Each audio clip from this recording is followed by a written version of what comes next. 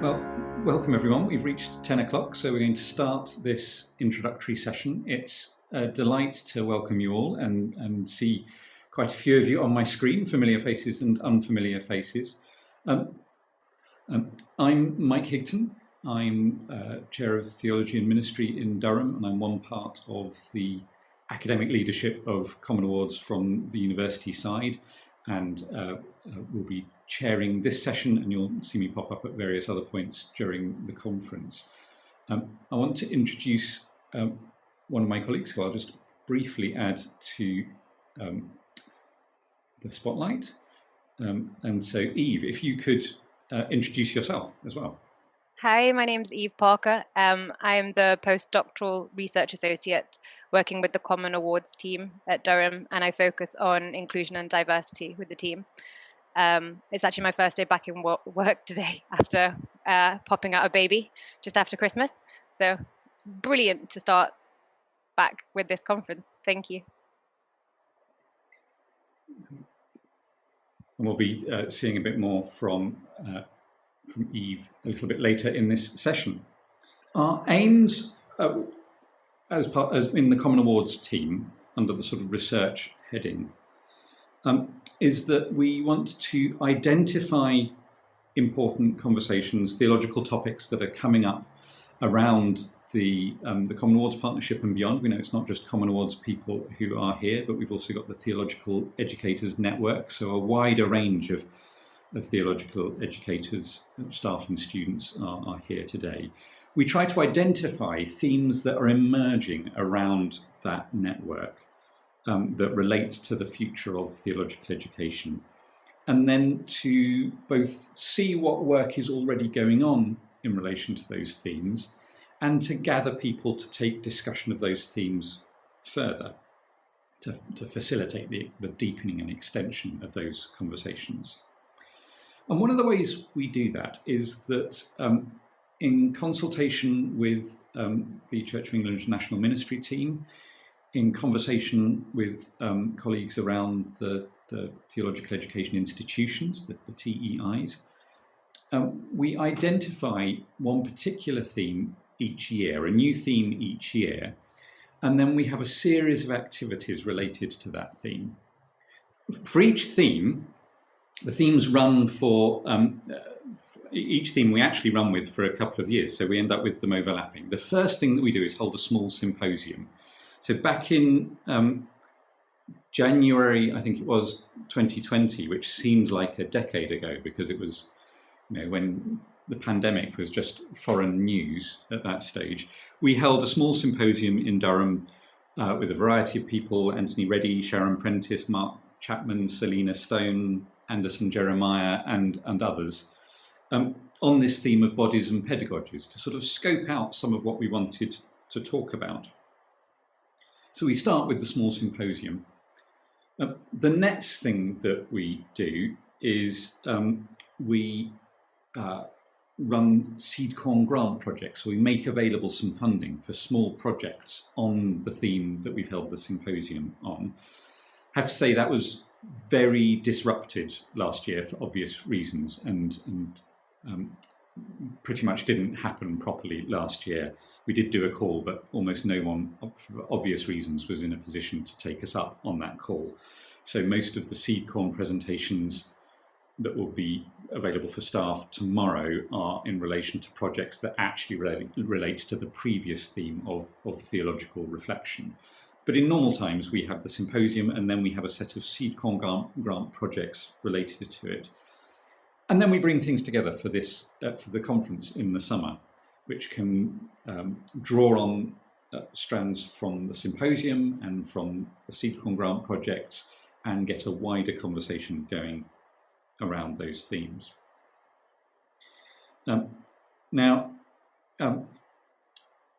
Just a couple of words about how we originally envisaged this theme, and then I'll be handing over to Eve a little bit earlier than I thought I might be. We're getting through my material faster than I expected. Handing over to Eve, who's going to talk a bit about the theme from her perspective. But let me sort of say a few words about how we originally envisaged the theme that sort of gathered this collection of activity. So the paperwork that we originally sent round when we were holding the small symposium included this description of what we were aiming at. In theological education, the pedagogies we employ are always a form of work in or upon individual bodies. Explicitly and implicitly, our pedagogies work with people's habits, with their dispositions, their emotions, and their memories. They shape people's relationships. They influence their stances towards one another and the world that they live in. And they play with people's sense of identity. Our pedagogies are always unavoidably about much more than understanding and competencies. They always work in and upon individual bodies. But also in theological education, the pedagogies we employ are always a form of work in or upon the body of Christ in its life in and for the world. Explicitly and implicitly, our pedagogies work with the relationships that unite that body. They work with the gradients of power that affects how that body moves, with the cultures that influence its life. They work with all the ways in which it relates to the world around it. And in particular, our pedagogies always unavoidably affect the forms of diversity and inclusion and the forms of marginalization and exclusion that shape the body of Christ in the world. So in those two ways, theological education is always working in and upon the body. Hence our heading, Bodies and Pedagogies, meant to capture that whole pattern of work. So that's the overarching definition we had of this theme, Bodies and Pedagogies. But I'm now going to hand over to Eve, so I will in just a moment spotlight her and unspotlight myself, and Eve will give us some reflections from her point of view on this theme. So if you will give me just a moment to do the technicalities.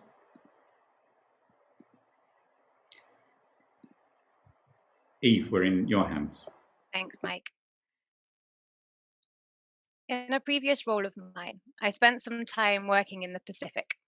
And one of the islands that I got to spend some time on was Samoa, where theology is dialogical, not just between individuals, also with the land, communities, ocean, animals, and the ancestors.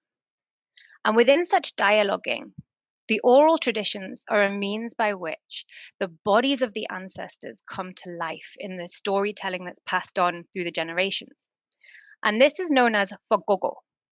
Fagogo is this pedagogical process that involves elders performing stories in the evening as a means of sharing cultural wisdom and knowledge, where the storyteller is very careful and intentional in her use of language, as she weaves together this magical description of the world of the story, not only to tell her story, but also to be persuasive in doing so. And there was one fagogo that I recall that involved a goddess who had taken on the form of a human person, but had these supernatural powers. And she was known as a sacred woman who could both bless and curse. And the goddess could also take on the form of a stingray. And one day she was in the ocean, and the ocean washed up over the land.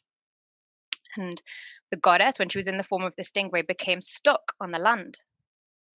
And the villagers did not know that the stingray was the goddess, and so they caught her and they ate her. The story narrates the consequences of human actions, as well as the relationship between the land, the ocean, the ancestors, and the spiritual world, all of which have become central themes in Pacific Christian theology. And many of these fagogos were demonized through colonialism in the process of Christianization, where goddesses and spirits became depicted as these demonic forces. So consequently, you'll not often read about the Fogogos in the missionary histories of Samoa, or the roles of the spirits that actually live on in the Christian communities in the Pacific.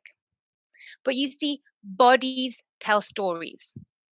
They tell stories of love and passion, birth and death, abuse and rape, land and corruption, as well as sickness and grief. The stories of our bodies are often exposed by the scars that are left behind by the systems of hate that have sought to shame certain bodies and inflict violence on bodies with their ideologies of oppression. Ideologies that want to kill Black bodies, convert queer bodies, slut shame women's bodies, deprive poor bodies, silence colonialized bodies, degrade disabled bodies, mock working class bodies, bleach brown bodies, and subjugate Dalit bodies. Bodies tell stories of genocide, infanticide, eugenics, trafficking, and slavery. They expose the stains of human history, but they also tell tales of resistance and protests, of spiritualities, miners' strikes, civil rights movements, pride, the collective call for Indigenous rights. They capture the hypocrisy of the privileged bodies calling for the idolized steel statues of the bodies of dead slave traders to stay standing, meanwhile staying silent when the living body of a Black teenager in Birmingham is chased and murdered by white men hurling vile racist abuse. It is the broken bodies that often have the most important stories to tell. And yet those same bodies often cannot breathe to tell their stories. In May of this year, 215 bodies of Indigenous children were discovered in an unmarked mass grave underneath what was a Roman Catholic school in British Columbia. In Ghana, Elmina Castle still stands where the first Catholic church built by the Portuguese in Africa sold and tortured the bodies of enslaved Africans. Bodies kept in chambers just 100 yards away from the table on which the colonialists distributed the body of Christ in the Eucharist. These bodies tell stories of the sins of the church and her missions. They tell the tales of theologies of violence and racism, where white bodies dominate and where the God of white Christianity has been used to justify heinous crimes against the bodies of the colonialized. And the pedagogies of whiteness have silenced these stories from entering our curriculums, from challenging our presuppositions, and exposing the weaknesses of dominant epistemologies. But you see, bodies tell stories. They carry with them wisdom, knowledge, and experience that matter greatly to our pedagogies in theological education, particularly when we are made aware of the extent to which these bodies have been used to subjugate bodies of the oppressed and enable the silence and complicity of the church. As processes of modernity, colonialism, classism, and patriarchy have not only physically destroyed, shamed, controlled, and murdered bodies, they've also murdered knowledge.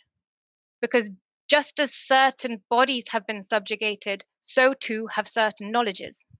As some bodies are deemed as problems, inconveniences, irrelevant, indecent, and therefore incapable of ever being producers of knowledge. Their experiences are often reduced to anecdotes, whilst the bodies of the privileged elites are the knowledge holders, the truth bearers, the so-called rational ones, the ones who shape and determine what should be deemed as real theology.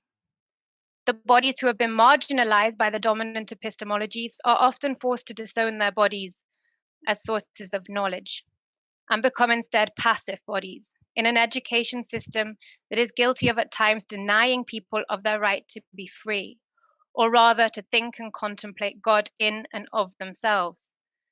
And those of us involved in theological education are often at times pressured to operate within the confines of these normalized power dynamics, wherein there exists a network of relationships, and those with the most power are often incapable of decentering themselves, or rather their bodies, in order to welcome in the voices of others. Therefore, bodies are often sites of subjugated knowledge, where the experiences of certain bodies have been erased from our epistemologies, and this creates disembodied pedagogies. Certain bodily ideals are taken for granted in theological thought, and human experiences are often disregarded as superficial or irrelevant in our contemplations on God. It is not by accident that our sources of knowledge within our theological reading list, for example, are predominantly white, heterosexual, able-bodied, European, middle-class males. This is because our focuses of knowledge are predominantly from the bodies of the privileged. Epistemic hegemony makes it possible for those in the dominant group to ignore or disavow their epistemic privilege. Take, for example, the words of a Black student training for ordination who stated the following: "I remember a tutor referring to James Cone as an angry Black man who failed to understand Christology. As the only Black man in the classroom, I felt angry, but knew then what that tutor thought of me. And suddenly all of his patronizing comments made sense. He was racist, but he had the power, so what was I supposed to do?" What is made apparent is the extent to which the power dynamics of theological education and learning can reinforce oppressive values and beliefs, such as racism, sexism, homophobia, religious marginalization, and classism. Eurocentric theologies are not superior in their rationality. However, modernity and imperialism have created this theological framework that has created boundaries of belonging for certain bodies, theologies, and epistemologies. In doing so, the theologies that emerge from those who exist outside of these fixed boundaries have not been trusted. The bodies at the center therefore dominate in our pedagogies that fail to recognize the bodily narratives of those who have been marginalized. In other words, theological education is capable of housing oppression if it fails to reflect on the theological experiences of the oppressed.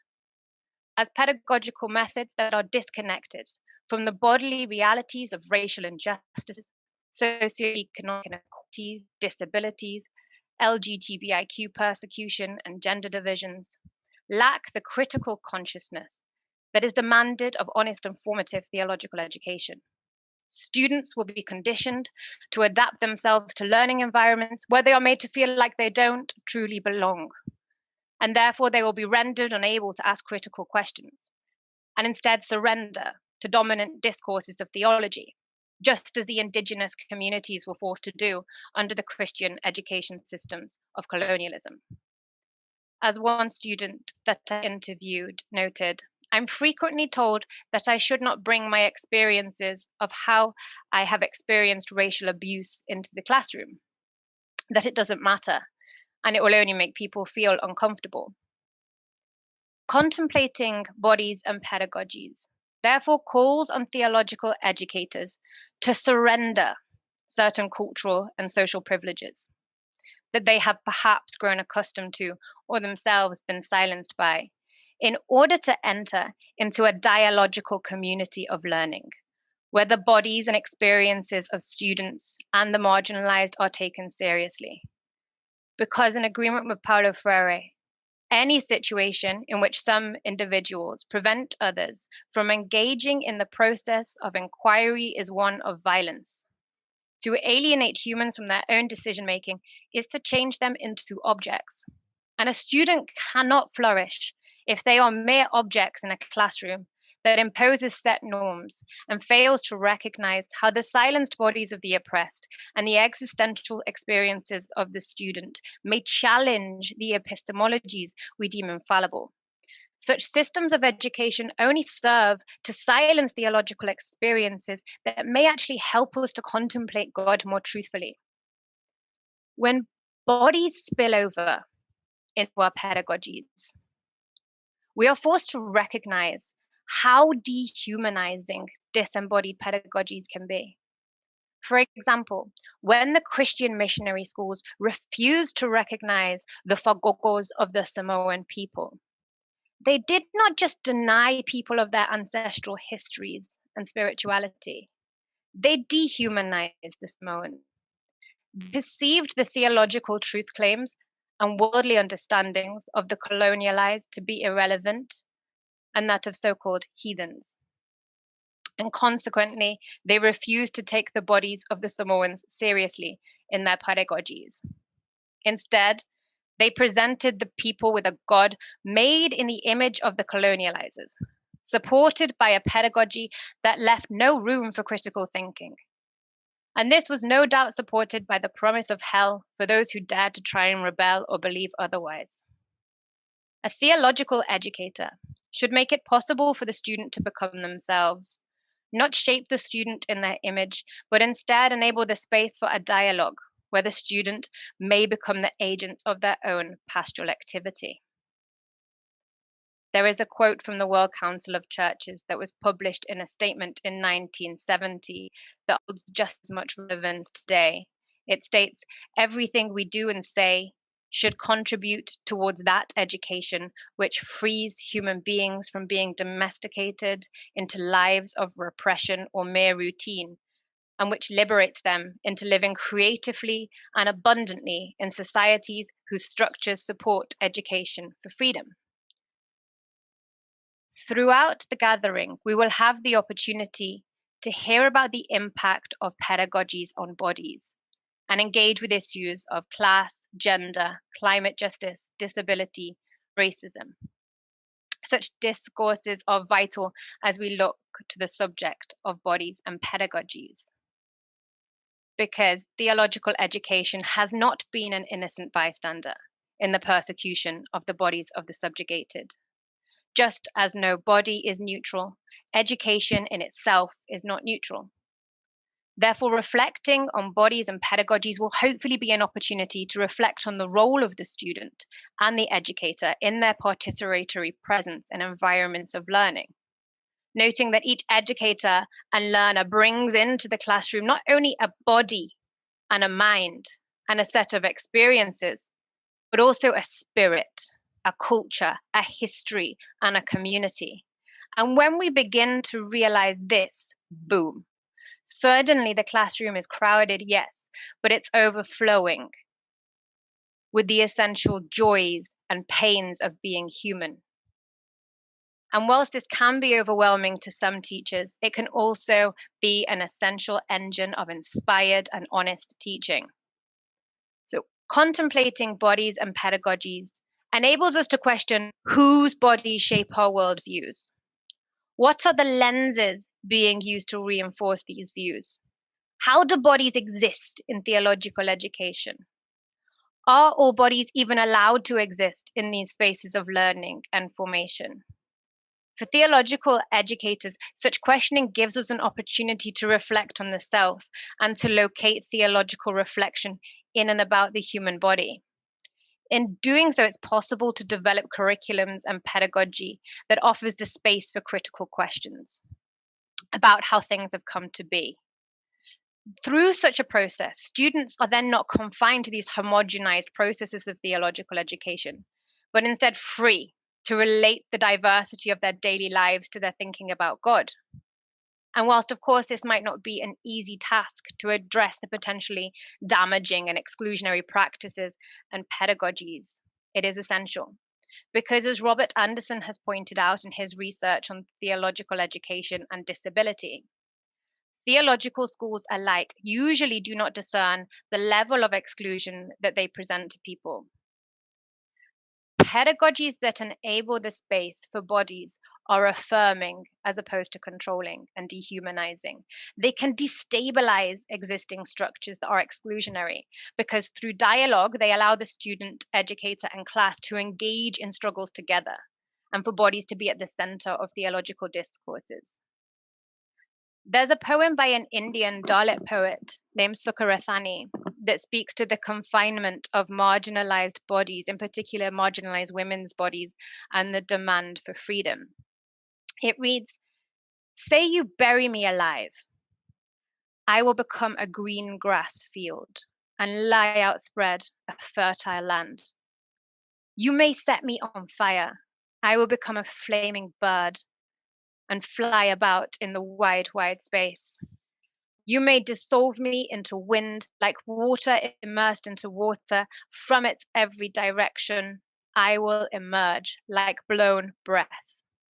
You may frame me like a pitcher and hang me on your wall.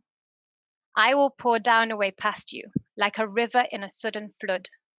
The more you confine me, the more I will spill over. It is my hope and prayer that bodies spill over into our pedagogies, so that dominant epistemologies that have dehumanized bodies, denied bodies of their right to flourish, may be challenged by the lived experiences of those who have been marginalized. In doing so, it may become possible to resist the wrongs of colonial domination and the various forms of imperialism, including colonialism of the mind, that perpetuates the subjugation and exploitation of peoples enslaved and disempowered by both colonialism and patriarchy. To conclude, the battles for bodily recognition and epistemic justice are not new. What we are talking about here is not culture wars or wokeness, as the right-wing rhetoric suggests. This is about human rights. It's about dignity. It's about the fullness of life, all of which is at the root of our Christian Gospels. Because in my opinion, bodies and pedagogies is really a very biblical concept. It's Christ choosing to listen to the silent actions of the so-called sex worker at his feet, instead of the whispering Pharisees in the corner, and in doing so, enabling her marginalized body to be a source of knowledge. It's Christ choosing to feed the bodies of 5,000 people before the beginning of his lesson, so that all are fed equally, so that they be better nourished in the word of God. It's Christ empowering his fellow educators, his disciples, to be resourceful in their dialoguing, and the Holy Spirit gifting the educators with many tongues, thereby arguably decolonizing language. It is Jesus being the kind of teacher that would enter the wavy waters of his storm to be with his students, know, understand, and address their concerns, no matter how difficult and different their bodily location may be. Because the bodies of the oppressed, the marginalized, the silenced, and the suffering are at the center of the pedagogies of Jesus. So in my opinion, it's therefore a theological imperative that as theological educators, we take bodies seriously in our pedagogies. Thank you. I will hand back to Mike.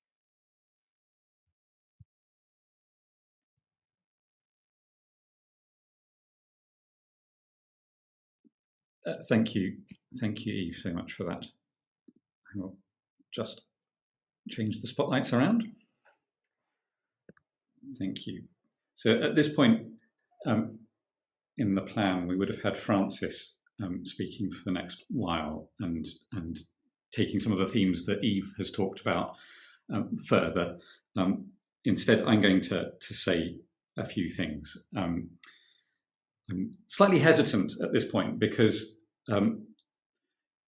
had we had longer to plan things in the way that they're actually running, I think I probably ought to have gone before Eve, so that you were left with that more ringing introduction to our theme than what you're going to get from me. So sorry that these have ended up probably the wrong way around. But I want to say something that links in with what Eve was talking about, something about hierarchies of knowledge. And I want to begin with an analogy about navigating a city. So I'm thinking about navigating Durham, which is a few miles up the road and where I've been about twice in the last 15 months. So think of the different kinds of knowledge that are involved in navigating your local city.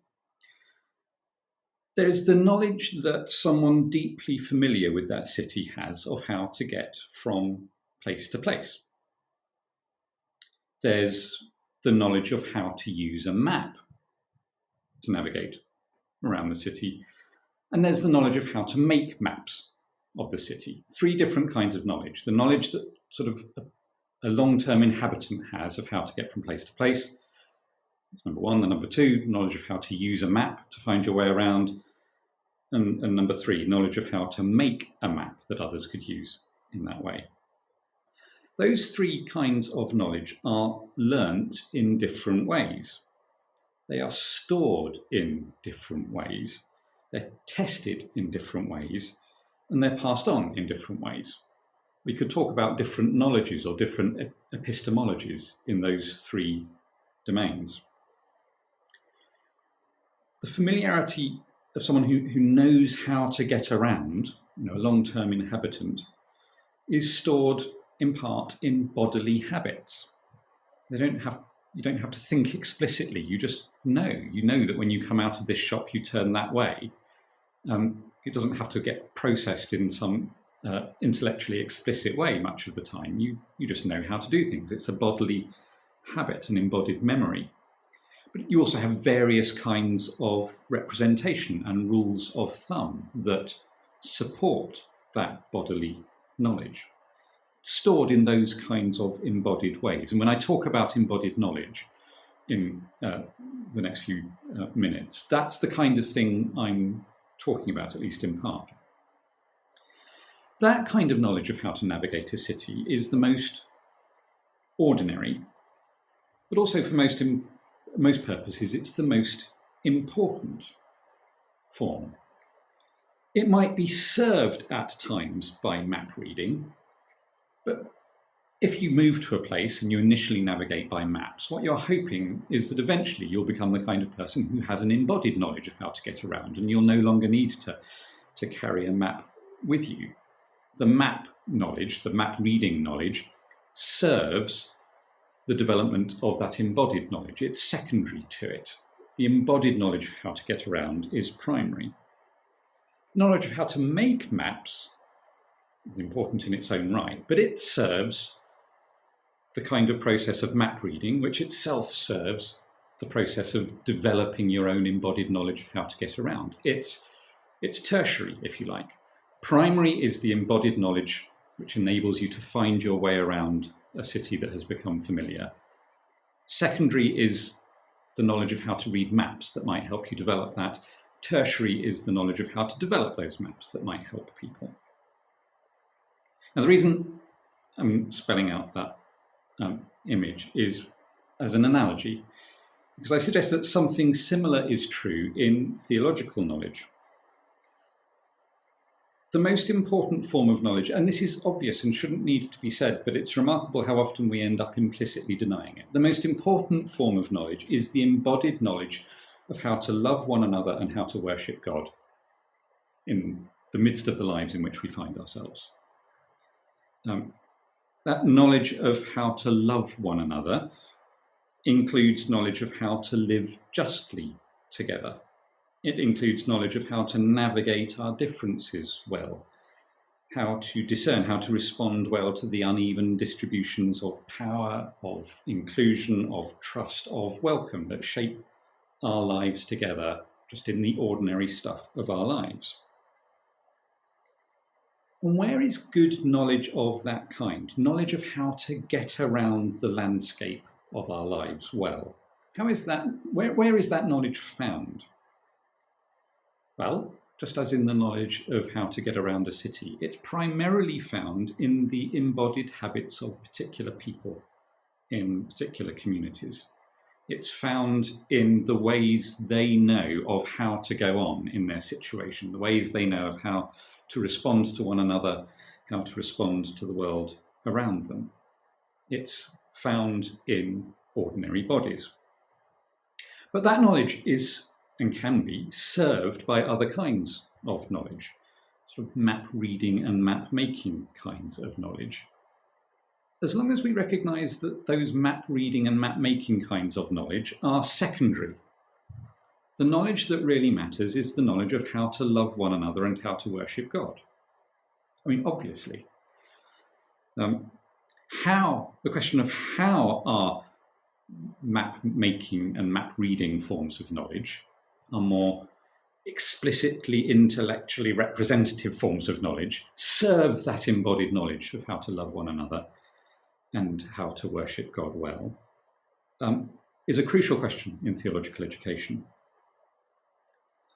So I'm a doctrinal theologian myself. I am involved in things like writing books in a certain kind of map making, which I hope, provides people with some usable maps about how some key Christian ideas that have played a role in the life of Christian communities loving one another and responding in worship to God, how those ideas fit together and work. I'm involved in map making, hopefully producing maps that people can use, which make a contribution to their living of embodied lives of love and worship.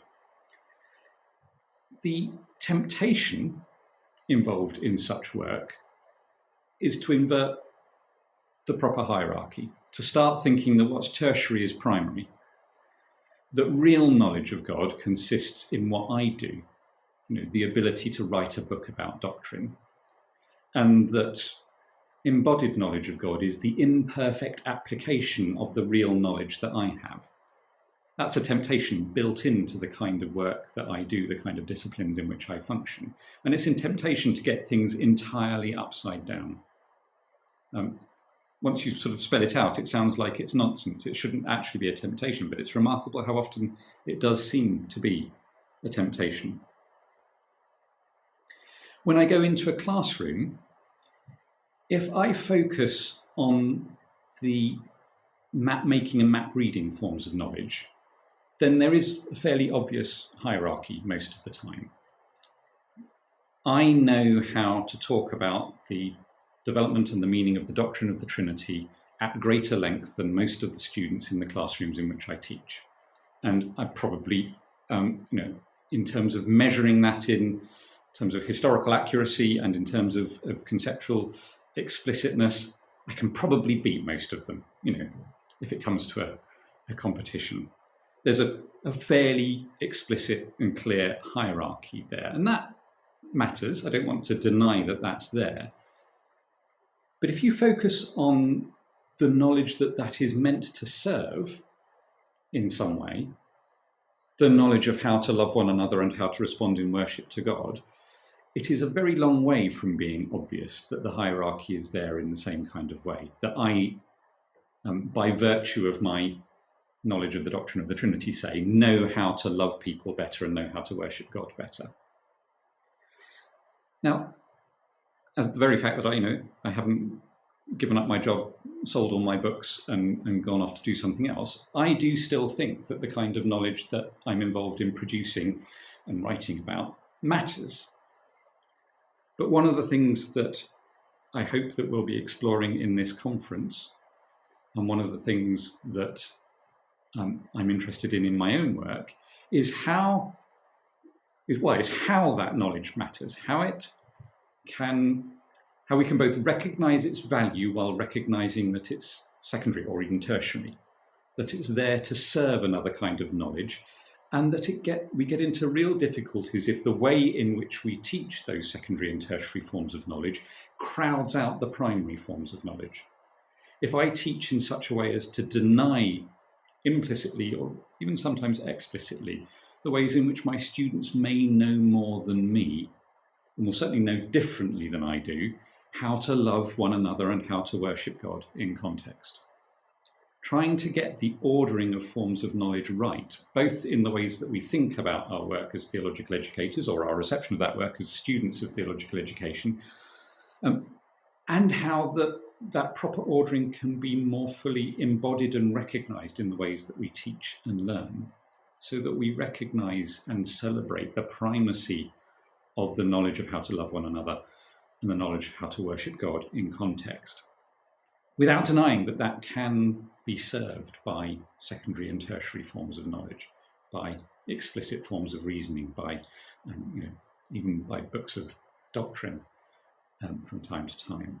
Trying to get that ordering right, I think, is a crucial task for us. And I'm not saying that that's a brand new task that none of us have been involved in until coming to this conference. I know it's one that we all think about and care about. Nevertheless, I think that those temptations to invert the hierarchy, to treat the secondary and tertiary as primary, are deep ones built into theological education. And they are temptations I know I fall into, and I rather hope I'm not the only one who does, because that would be a slightly lonely and distressing position to find myself in. But But I hope that by our conversations in this conference, we can think together about better ways, stronger ways, fuller ways of getting the ordering right, of keeping what's primary, primary, of keeping our focus and our support on recognizing, celebrating, supporting, and yes, criticizing and exploring in critical ways the embodied knowledge of how to love one another and how to worship God together. I don't mean to suggest that our existing embodied knowledges of how to love one another and how to worship God are perfect and inviolable. We clearly love one another in distorted and imperfect ways. We clearly worship God in distorted and imperfect ways. What's carried on in our embodied forms of knowledge is a mixture of the holy and the sinful. Again, that shouldn't be news to anyone looking at the lives of our churches in the world. But nevertheless, that embodied knowledge is the primary location in which those things are worked out. And if our other forms of knowledge can serve the recognition, the celebration, and the critique of that embodied knowledge, then I think we'll be moving in the right direction.